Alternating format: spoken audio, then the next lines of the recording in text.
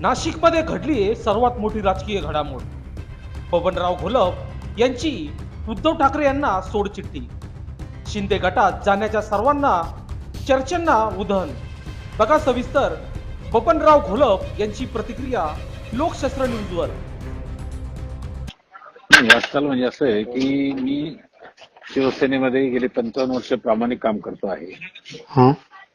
त्यांनी त्यामुळे मला मध्ये पडझड झाली. 40 आमदार गेले, 12-13 खासदार गेले. तर उद्धव साहेबांनी मला बोलून शिर्डी लोकसभाची मतदारसंघाची मला जबाबदारी दिली, ती मी घेतली आणि तिथं काम सुरू केलं. मला संपर्क प्रमुखही केलं आणि अचानक काय झालं माहित नाही, त्या मिलिंद नार्वेकरांनी काय केलं आणि त्यांनी माझं संपर्क प्रमुख पदही काढून घेतलं आणि उमेदवारी काढून घेतली आणि भाऊसाहेब वागचौरेला दिली. तुम्ही म्हटलं काय झालं, मला माझा दोष काय आहे